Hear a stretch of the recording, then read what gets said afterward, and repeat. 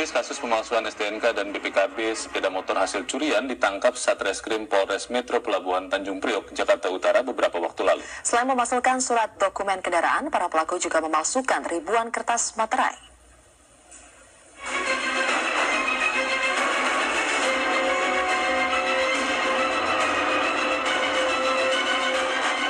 Kedua pelaku berinisial IS dan MW ini ditangkap polisi Resor Pelabuhan Tanjung Priok pada dua tempat berbeda di kawasan Jakarta. Kasus pemalsuan STNK dan BPKB sepeda motor ini terungkap pertama kali dari penangkapan MW yang sedang bertransaksi menjual ratusan materai palsu di sebuah kantor pelayanan umum yang ada di Pelabuhan Tanjung Priok. Dari penangkapan MW inilah kemudian polisi menangkap IS di daerah Jakarta Barat dan ternyata ditemukan puluhan bukti BPKB dan STNK palsu. Bahkan IS juga berkedok sebagai biro jasa sejumlah kepentingan untuk mengurus perpanjangan STNK.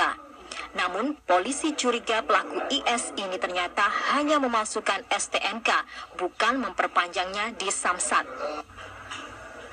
Pada IS, polisi menemukan sejumlah barang bukti berupa lembaran STNK palsu dan beberapa buku BPKB palsu yang sudah jadi. Dari catatan polisi, keduanya merupakan residivis dengan kasus yang sama dan diduga kuat berperan sebagai pembuat surat dan dokumen palsu sepeda motor hasil begal. Dari Jakarta, Windra Saputra, Metro TV.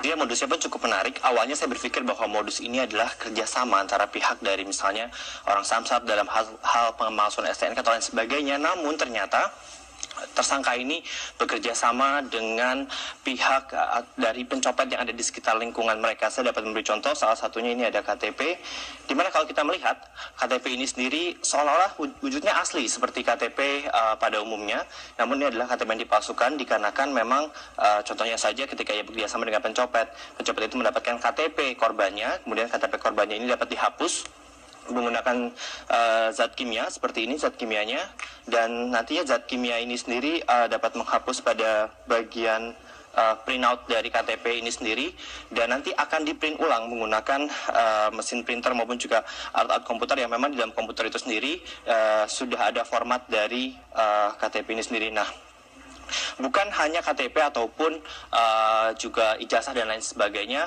Yang satu hal yang cukup mengerikan adalah BPKB juga ikut dipalsukan. Ini ada satu bukti BPKB palsu, di mana bagi Anda yang ataupun masyarakat yang biasanya suka membeli kendaraan bermotor second hand atau bekas, ini dapat berhati-hati dikarenakan bisa jadi barang yang Anda beli merupakan barang curian dan BPKB-nya pun sendiri dipalsukan.